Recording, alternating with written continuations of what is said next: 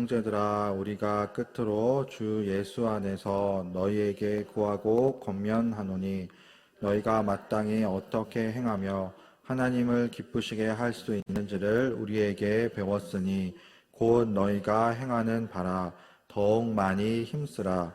우리가 주 예수로 말미암아 너희에게 무슨 명령으로 준 것을 너희가 아느니라. 하나님의 뜻은 이것이니 너희의 거룩함이라. 곧 음란을 버리고 각각 거룩함과 존귀함으로 자기의 아내에 대할 줄을 알고 하나님을 모르는 이방인과 같이 생욕을 따르지 말고 이 일에 분수를 넘어서 형제를 해하지 말라. 이는 우리가 너희에게 미리 말하고 증언한 것과 같이 이 모든 일에 주께서 신원하여 주심이라.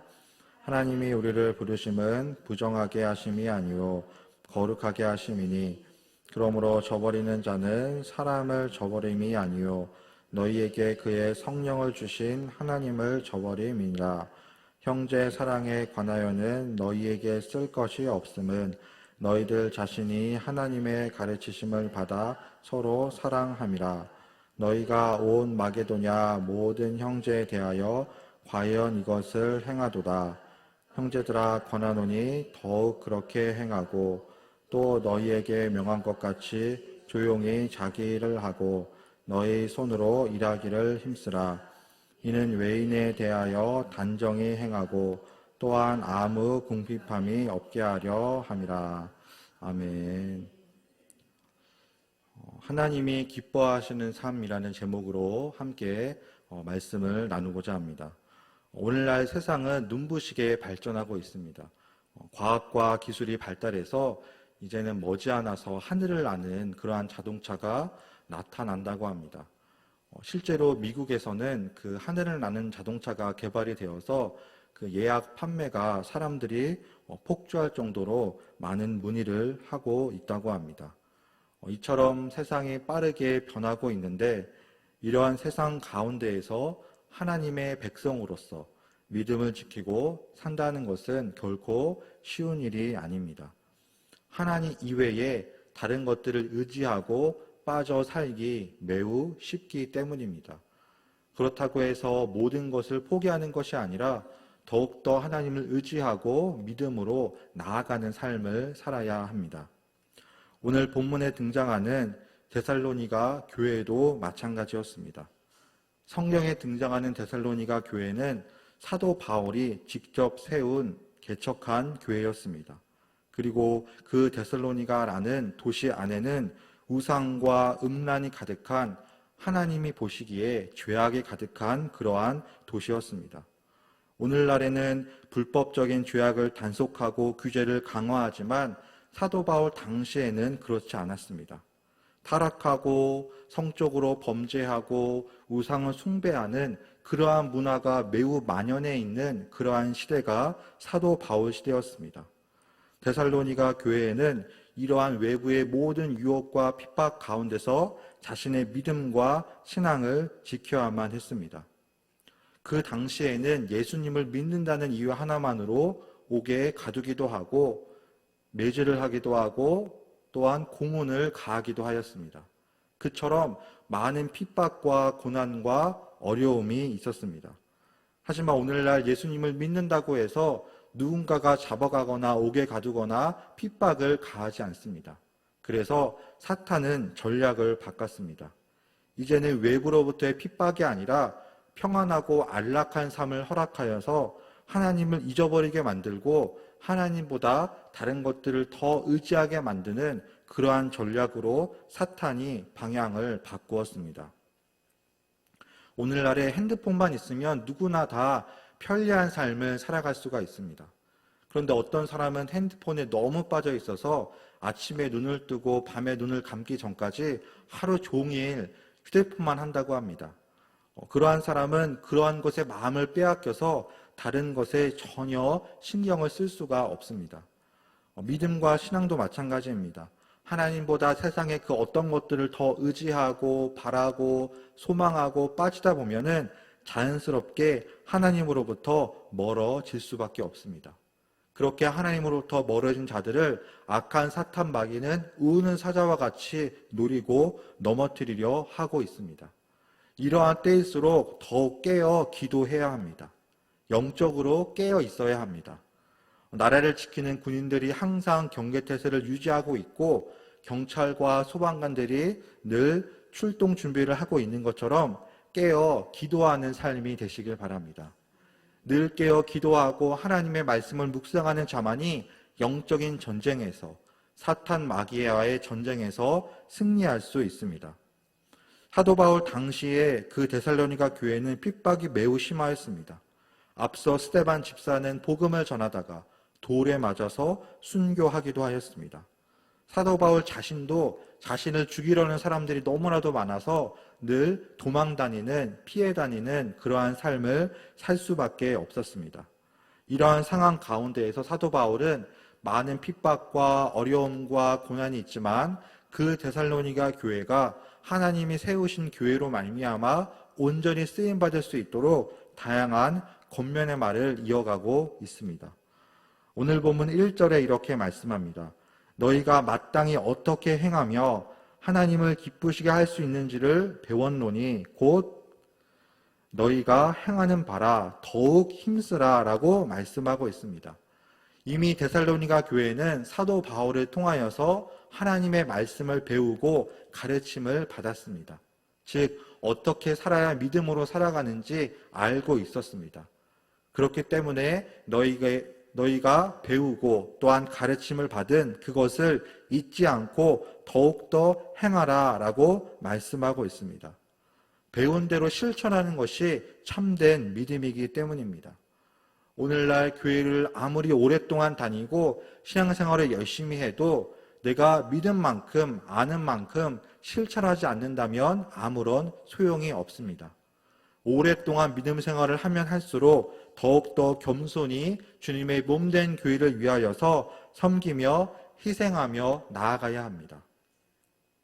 내가 많은 것을 알고 있고 경험하고 체험해왔다고 해서 교만하게 행동하고 교만하게 살아서는 안 됩니다. 사람이 교만하게 살지 말아야 할 이유는 또한 당장 무슨 일이 일어날지, 내일에 무슨 일이 일어날지 아무도 알 수 없기 때문입니다. 제가 이번 여름에 청년들과 함께 여름 수련회를 다녀왔습니다. 원래는 영종도로 가기 위하여서 준비를 다 해놓고 있었습니다. 그래서 답사도 다녀오고 미리 그 숙소를 예약을 했습니다. 심지어 수련회 가기 이틀 전에는 그 숙소 주인과 확인 전화도 했습니다. 그래서 저희가 내일 모레 가겠습니다 라고 하니까 걱정하지 말라고 그냥 몸만 오라고 다 준비되어 있다고 막 그렇게 영업적인 말을 하는 것이었습니다. 그래서 이제 딱 수련회 당일이 되어서 이제 교회 차를 타고 짐을 싣고 청년들과 함께 가고 있었습니다. 근데 그날따라 비가 엄청나게 많이 왔습니다. 막 와이퍼가 흔들릴 정도로 비가 많이 왔는데 한참을 가고 있다가 갑자기 전화가 왔습니다. 그 집주인한테 전화가 왔는데 자신이 죽을 죄를 지었다고 하는 것이었습니다. 모르고 깜빡하고 다른 사람들과 함께 예약한 것을 이중으로 중복으로 숙소를 예약한 것이었습니다. 그래서 이제 다른 사람들이 먼저 와서 이미 짐을 풀고 있으니까 올 수가 없습니다 라고 통보를 하는 것이었습니다. 이미 차를 타고 가고 있는데 그러니까 갈 데가 없는 거죠. 다시 교회로 와야 되나? 라는 생각이 순간적으로 들기도 하였습니다.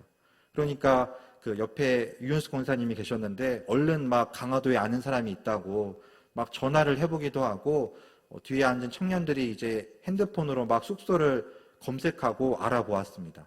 근데 당일날 구하기가 쉽지 않지 않습니까?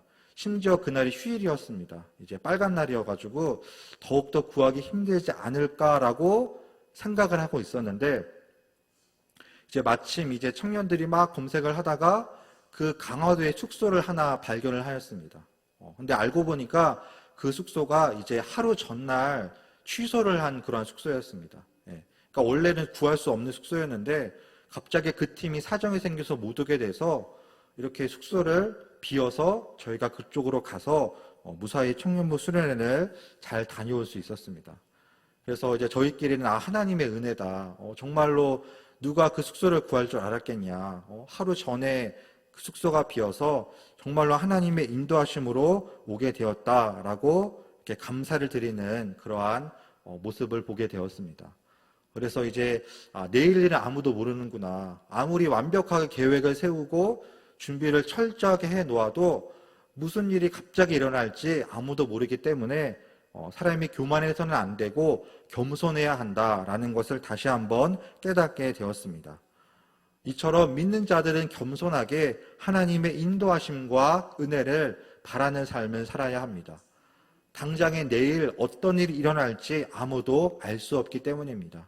그래서 열심히 준비하고 하나님께 맡기고 기도하며 나아가는 삶이 되시길 바랍니다. 또한 하나님이 기뻐하시는 삶은 아는 만큼 실천하는 삶입니다. 영국의 유명한 철학자는 아는 것이 힘이다 라는 유명한 말을 남겼습니다. 아는 것이 힘이다. 즉 많이 알고 배우는 것이 힘이다 라는 뜻입니다. 과거 우리나라가 일본의 식민 지배를 겪고 그 외부의 침략을 많이 받고 또 남북 전쟁으로 말미암아 폐허가 되니까 이제 사람들이 생각을 했다고 합니다. 왜 우리나라가 이렇게 힘들고 어렵고 고난을 당하는지 생각을 하다가 어떠한 사람들은 이제 우리나라가 많이 못 배워서 그렇다. 어려서부터 많이 배우고 교육열이 높아지면은 세계에서 강한 나라가 될 수 있을 것이다 라고 해서 학교를 짓고 학원을 짓고 어려서부터 많은 사람들이 공부하고 배우기 시작하였습니다. 실제로 우리나라는 세계에서 강한 강대국이 되었습니다. 군사력뿐만 아니라 세계에서 경제적으로 성장하고 영향력을 끼치는 나라가 되었습니다. 그런데 너무 교육열이 강하다 보니까 이제는 경쟁을 너무나도 심하게 하고 이제 아이들이 놀기보다는 공부에 학원에 학교 끝나고 더 빠져 살아가는 모습을 볼 수 있습니다. 그만큼 교육열이 엄청나게 높기 때문입니다. 많이 알고 많이 배우게 되었습니다. 데살로니가 교회도 마찬가지였습니다. 사도 바울 당시에 그 교회는 하나님의 말씀을 많이 배우고 가르침을 받는 교회였습니다. 즉 하나님의 말씀을 많이 알고 있었습니다. 그런데 아는 만큼 어떻게 해야 합니까? 믿음으로 실천해야만 했습니다. 말씀을 많이 알고 지식을 많이 알고 있지만 그대로 행하지 않는다면 아무런 소용이 없었습니다. 야고보서의 말씀과 같이 행함이 없는 믿음은 죽은 믿음과 같습니다. 많이 알고 있는 만큼 믿음으로 실천하는 삶이 되시길 바랍니다. 두 번째로 하나님이 기뻐하시는 삶은 거룩한 삶입니다. 하나님을 믿는 자들은 이 땅 가운데에 거룩한 백성으로 부름을 받았습니다. 하나님의 선택을 받았기 때문에 세상의 죄악과 우상 가운데 빠져 살지 않고 거룩하고 구별된 삶을 살아야 합니다. 제가 지금까지 살면서 그 세상의 직장의 어떤 회식 문화를 직접 경험해 본 적은 없었습니다. 그런데 제가 군대에 있을 때에 잠깐 그러한 회식 문화를 간접적으로 경험한 적이 있었습니다. 그러니까 20대 초반이었는데 힘든 훈련을 마치고 이제 부대원들이 쉬면서 있으니까 이제 지휘관들이 우리 열심히 훈련 받았으니까 함께 맛있는 것을 먹자라고 해서 어디 도심에서 조금 떨어져 있는 그런 식당에 가서 열심히 고기를 구워 먹었습니다. 이제 다 남자들이다 보니까 열심히 고기를 먹고 그러면서 자연스럽게 이제 우리 술 한잔 하자, 건배하자라는 것이었습니다. 그래서 이제 벌건 대낮이었는데 벌써부터 술을 마시고 지휘관들이 마시고 이제 부대원들에게 이제 한 잔씩 권하는 그러한 모습을 보았습니다. 그러면서 자연스럽게 이제 한쪽에 노래방 기계가 있었습니다. 그래서 이제 술을 마시고 취하니까 사람들이 기분이 좋다 보니까 막 노래를 부르고 막 남자들이 막 이렇게 춤을 추면서 막 그렇게 노는 그러한 모습을 제가 처음으로 이렇게 보게 되었습니다. 그래서 이게 되게 자연스러운 문화구나. 그들에게는 술 한잔 할 수 있고 노래 부를 수 있고 춤출 수 있고 그들에게는 매우 자연스러운 문화였습니다. 그래서 오늘날에도 직장에서 술 마시러 가자라고 하면은 술 한잔 할 수 있고 노래 부를 수 있고 놀 수 있고 그러한 문화가 매우 자연스럽고 당연한 일입니다. 근데 이제 교회 다니는 사람들한테 얘기를 들어보니까 이제 남자분들 가운데에 이제 해외로 출장을 갈 때에 그러한 술과 잘못된 문화에 빠져서 범죄를 하고 업소를 다녀오는 그러한 일들도 있다고 합니다. 즉 술에 취해서 정신이 혼미하니까 이제 주체를 못하고 잘못된 죄악과 그러한 문화에 빠지기도 한다라는 얘기를 듣게 되었습니다. 그래서 이 술 취함으로 말미암아 방탕함에 빠질 수 있고 자기 스스로가 조절을 못하다 보니까 그러한 죄악 가운데 빠지는 일들을 보게 됩니다. 그러한 문화는 결코 하나님이 기뻐하시는 삶이 아닙니다. 하나님을 믿는 자들은 그러한 죄악과 잘못된 문화에서 벗어나서 거룩하고 정결한 삶으로 나아가야 합니다. 세상의 잘못된 죄악과 우상에 빠져 살아가지 않고 온전히 하나님만을 예배하는 삶이 되시길 바랍니다. 그런데 사도 바울 당시에도 마찬가지였습니다. 이 사도 바울 당시에도 그 그리스 로마 시대 가운데서도 이러한 성적으로 타락하고 문란한 그러한 시대 가운데 살아가고 있었습니다. 그래서 사도 바울은 그 데살로니가 교회를 향하여서 거룩함을 지키라 라고 말씀하고 있습니다. 오늘 본문 3절에도 하나님의 뜻은 이것이니 너희의 거룩함이라 곧 음란을 버리고 라고 말씀하고 있습니다. 특별히 하나님을 믿는 자들은 거룩한 삶을 살아야 합니다. 이것은 가정에서도 마찬가지입니다. 가정에서도 서로 사랑하고 부부가 존중함으로 말미암아 거룩한 삶으로 나아가야 합니다. 제가 이번에 한 달 정도 집에서 쉬면서 이제 TV를 보는 시간이 생겼습니다. 집에서 있다 보니까 이제 제가 쌀을 씻고 밥을 안 치고 이제 밥을 먹고 이제 청소도 하고 이제 그렇게 있다 보니까 자연스럽게 이제 TV를 보게 되었습니다. 근데 이제 요새 나오는 TV 프로를 보니까 동상이몽, 나는 솔로, 연애에 관련된 프로그램들이 많이 나오더라고요. 그래서 이제 그런 것들을 보니까 사랑과 연애, 이러한 부분들이 많이 나오는 것을 보게 되었습니다. 그래서 이제 부부끼리, 연인끼리 서로 사랑하고 좋은 모습도 보여주지만 때로는 싸우기도 하고 고성이 오가기도 하고 이렇게 갈라서는 그러한 모습들도 볼 수 있었습니다. 그래서 부부끼리는 당연히 싸울 수도 있습니다. 저도 결혼하고 몇 번 싸운 적이 있습니다. 하지만 이제 결혼 9년 차가 되고 내년에 이제 10년 차가 되다 보니까 웬만한 일들은 그냥 넘어가고 그냥 이해하는 그러한 수준에 이르게 되었습니다. 그래서 이렇게 부부 안에서 서로 때로는 마음이 안 맞아서 싸우고 다툴 때도 있지만 하나님 안에서 서로 사랑하고 존중하고 이해하는 것, 그리고 하나님의 가정을 온전히 이루는 것, 이것 또한 거룩하고 구별된 삶입니다. 하나님께서는 가정이라고 하는 귀한 공동체를 허락하여 주셨기 때문입니다. 오늘 본문 4절과 5절에서도 거룩함과 존귀함을 강조하고 있습니다. 하나님이 선택하고 부르신 이스라엘 백성들은 이 땅 가운데에 거룩하고 존귀한 삶으로 부름을 받았습니다. 그 이스라엘 나라는 세계에서 인구가 많은 나라도 아니었습니다. 매우 적은 인구였고 전쟁도 잘 못하고 먹을 양식도 부족한 그러한 나라였습니다. 그럼에도 불구하고 하나님은 이스라엘 나라를 선택하였습니다. 그 나라를 선택하여서 전쟁에서 승리하게 하고 나라를 굳건히 세워갔습니다. 하나님이 함께 하실 때에 하나님이 함께하는 다윗 왕을 통하여서 나라를 굳건히 세워갔습니다. 이러한 모습을 보고 이방 민족들은 저 이스라엘 나라는 하나님이 함께하는 나라구나, 하나님이 지키시고 보호하시기 때문에 믿음으로 승리할 수 있구나 라는 것을 깨달아 알게 되었습니다. 바로 이스라엘 백성들이 해야 할 일은 이처럼 하나님의 영광을 나타내는 삶이었습니다.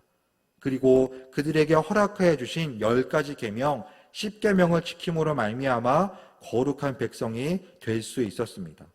그런데 성경을 보면은 이스라엘 백성들이 어떻게 되었습니까? 하나님의 은혜를 잊어버리고 이방의 우상과 죄악을 그대로 따름으로 말미암아 하나님으로부터 심판과 형벌을 받게 되었습니다. 우리나라가 남과 북으로 갈라져 있는 것처럼 이스라엘 나라도 북이스라엘과 남유다로 갈라지게 되었습니다. 하나님이 함께할 때에는 쓰임받는 나라가 되었지만 죄악으로 말미암아 멸망받고 갈라서는 나라가 갈라지게 되는 안타까운 일이 벌어지고 말았습니다. 그러므로 죄악 가운데 빠져있는 자들은 속히 회개하고 주님께 돌아와야 합니다. 그 죄악으로 말미암아 멸망받을 수밖에 없고 심판받을 수밖에 없습니다. 자신의 모든 죄를 회개하고 정결한 마음으로 거룩한 삶으로 나아가는 삶이 되시길 바랍니다. 세 번째로 하나님이 기뻐하시는 삶은 형제를 사랑하는 삶입니다. 예수님께서도 마태복음에 내 이웃을 내 몸과 같이 사랑하라 라고 말씀하였습니다. 10계명의 10가지 계명도 하나님의 사랑과 이웃사랑 그 두 가지 계명으로 요약할 수 있습니다. 데살로니가 전서에 등장하는 형제 사랑은 단순히 남자나 여자 형제만을 의미하지 않습니다. 그 지역사회 가운데에 가난하고 병들고 힘들어하는 모든 이웃들을 말하고 있습니다. 즉 이웃을 사랑하라 라는 말씀은 지역사회 가운데에 힘들고 어려운 사람들을 찾아가서 하나님의 사랑과 복음을 전하라 라는 그러한 말씀입니다. 초대교회 가운데서도 늘 구제에 힘썼습니다. 사회적 약자와 어려운 이웃들을 돌보았습니다. 그래서 오늘 본문 9절에도 이렇게 말씀합니다. 형제 사랑에 관하여는 너희에게 쓸 것이 없음은 너희들 자신이 하나님의 가르침을 받아 서로 사랑함이라. 즉 데살로니가 교회는 이미 하나님의 사랑을 잘 실천하고 있었습니다. 형제를 사랑하고 이웃을 사랑하고 있었기 때문에 이것에 관하여서는 더 이상 너희에게 쓸 것이 없다. 너희가 서로 사랑하고 있다라고 고백하고 칭찬을 받았습니다. 그런데 오늘날 세상은 어떻습니까? 10가지를 잘하다가 한 가지를 잘못하고 실수하면은 욕을 먹는 것이 세상입니다. 교회도 마찬가지입니다. 교회가 세상을 향하여서 선하게 잘 감당하고 있지만 한 가지를 실수하게 되면은 그 한 가지를 가지고 세상은 계속해서 집요하게 욕을 하고 파고드는 것이 그들의 모습입니다. 인터넷의 기사나 어떤 댓글을 보아도 마찬가지입니다. 이제 인터넷에 올라와 있는 기사에 이제 사람들이 댓글을 달게 됩니다. 휴대폰으로 댓글을 달게 되면은 본인의 이름으로 다는 것이 아니라 익명으로 댓글을 달고 또 누가 달았는지 얼굴을 알 수가 없으니까 심한 말을 막 달기도 합니다. 막 함부로 막 욕을 쓰기도 하고 어떻게 그럴 수 있냐 막 그런 욕설들이 댓글에 달려 있습니다. 세상의 다양한 기사도 마찬가지고 이제 교회를 향한 믿지 않는 자들, 이제 비그리스도인들, 교회를 대적하는 자들은 그렇게 심한 댓글을 달기도 합니다. 특별히 코로나 때가 절정이었습니다. 이제 코로나 때에 모든 교회가 그런 것이 아니었고 몇몇 교회가 방역 수칙을 잘 지키지 않았습니다. 그 모습이 뉴스에 나오고 언론에 보도되다 보니까 이제는 믿지 않는 자들이 교회의 반감을 가지고 있는 자들이 계속해서 교회를 향하여서 핍박하기 시작하였습니다. 그로 말미암아 교회에 대한 안 좋은 사회적 인식과 핍박이 일어나게 되었습니다. 이렇게 비판과 또 삭막한 시대 가운데에 교회가 더욱더 하나님의 사랑을 실천해야 합니다.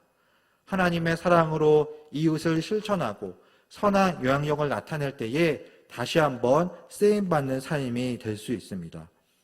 예수님께서도 참된 이웃사랑의 본을 보여주었습니다. 그 당시에 질병과 고통과 가난한 자들을 돌보아 주시고 그들을 사랑으로 품으셨습니다. 고쳐주시고 치료해 주시고 회복시켜 주었습니다. 하나님의 사랑으로 말미암아 이웃에게 복음을 증거하여 주었습니다. 그래서 오늘날에도 형제 사랑과 이웃 사랑을 실천하며 나아가야 합니다. 제가 볼 때 우리 교회는 하나님의 사랑, 이웃 사랑을 너무나도 잘 실천하고 있습니다. 바자회도 마찬가지고 반찬 나눔도 마찬가지고 어려운 이웃들을 섬기고 돌보는 일을 잘 감당하고 있습니다. 중요한 것은 이러한 모든 것들을 꾸준히 잘 감당하며 나아가야 합니다. 사도 바울도 데살로니가 교회를 향하여서 너희가 알고 있는 그것을 더욱더 잘 실천하라 라고 말씀하고 있습니다. 이미 알고 있고 잘 행하고 있지만 그것을 까먹지 않고 더욱더 잘 실천하기 위하여서 나아갈 것을 말씀하고 있습니다. 그래서 어려운 이웃들에게 하나님의 사랑을 증거하는 그러한 교회가 되시길 바랍니다. 전도도 마찬가지입니다. 전도도 불신자들에게 하나님의 사랑을 나타내 보이고 하나님의 사랑을 증거할 때에 더욱더 효과적으로 복음을 증거할 수 있습니다. 먹을 양식을 가지고 나아가서 전도하는 것도 중요하지만 이제는 하나님의 사랑을 나타내 보이고 관계 전도가 더 중요한 시대가 되었습니다. 그 영혼들에게 신뢰를 얻고 하나님의 사랑을 증거할 때에 복음을 더 잘 전할 수 있기 때문입니다. 또한 사도 바울은 형제를 사랑하는 일이란 스스로 자급자족하는 일이다 라고 말씀하고 있습니다. 오늘 본문 11절에도 또 너희에게 명한 것 같이 조용히 자기 일을 하고 너희 손으로 일하기를 힘쓰라 라고 말씀합니다. 자기 스스로 일하기를 힘쓰라, 즉 게으르고 나태한 삶이 아니라 자신에게 주어진 일에 최선을 다하라 라고 권면합니다. 다른 사람들한테 손을 벌리는 것, 그러니까 자기 힘으로 최선을 다하지 않고 도와달라고만 하고 손을 벌리는 것은 스스로 자신의 삶을 책임지지 않는 불경건한 모습입니다. 사도 바울 당시에도 이러한 자들이 있었습니다. 그러니까 사회적으로 어떤 부익부, 빈익빈 현상, 부자들은 잘 살고 가난한 자들은 못 사는 그러한 상황 가운데 있었기 때문에 사도 바울 당시에도 이러한 자들이 있었습니다. 그래서 이러한 자들이 계속 게으르고 나태한 삶을 살게 되면은 스스로의 문제를 해결할 수 없었습니다. 그래서 도둑질을 하기도 하고 범죄를 저지르기도 하고 이러한 사회적 문제로 이어질 수밖에 없었습니다. 오늘날처럼 경찰이나 CCTV가 있었던 것이 아니었기 때문에 사회적으로 큰 문제가 되었습니다. 그런데 오늘날에는 우리나라가 CCTV와 그런 경찰의 치안이 너무나도 잘 되어 있습니다. 다른 나라 같은 경우에는 밤만 되면 불 끄고 잠을 자는데 우리나라는 밤 12시가 되기까지 사람들이 돌아다니고 환하게 불빛을 켜놓는다라고 합니다. 그리고 치안 유지가 잘 돼 있어서 휴대폰이나 지갑을 잠시 어디 책상에 올려놓고 화장실을 다녀와도 사람들이 훔쳐가지 않는다고 합니다. 그만큼 치안이 잘 유지되고 사회적 인식이 높은 수준에 있습니다. 그런데 자전거는 예외라고 합니다. 자전거는 사람들이 어떻게 해서든지 그 자물쇠를 풀어서 다 분리해서 가져간다고 합니다. 하룻밤 자고 일어나면 자전거가 사라지는 일들이 벌어지고 있습니다. 이처럼 사람들의 인식이 안 좋을 때도 있고 점점 좋은 방향으로 변화되고 있습니다. 중요한 것은 경제적으로 사람들한테 피해를 주지 않는 삶을 살아야 합니다. 치안이 유지되고 안전하고 행복한 나라에 살고 있지만 자기 스스로 열심히 일하지 않고 유행만을 바라는 것은 잘못된 삶입니다. 특별히 젊은 사람들 가운데에 열심히 일해서 자신이 돈을 벌 생각은 하지 않고 유행만 바라고 주식 투자만 바라고 로또만 당첨되기를 바라는 것은 게으르고 나태한 삶입니다. 그래서 정직하고 성실하게 자신의 삶에 최선을 다하는 그러한 삶을 살아야 합니다. 학생들이 열심히 공부하지 않고 시험 100점 맞기를 바라는 것은 아무런 소용이 없는 일과 마찬가지입니다. 특별히 믿는 자들로서 세상 가운데 성실하게 자신의 일에 최선을 다해 감당하는 삶이 되시길 바랍니다. 이처럼 사도 바울은 세 가지 관점을 통하여서 그리스도인들이 어떻게 살아야 하는지 말씀하고 있습니다. 하나님이 기뻐하시는 삶은 유행을 바라지 않고 최선을 다하는 삶입니다. 또한 거룩하고 구별된 삶입니다. 이웃을 사랑하고 하나님의 사랑을 실천하는 삶입니다.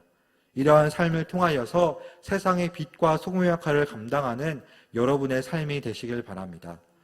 그리하여서 하나님 앞에 거룩한 자들로서 하나님이 기뻐하시는 삶을 살고 온전히 쓰임받는 모두가 다 되시길 주님의 이름으로 축복합니다. 기도하시겠습니다.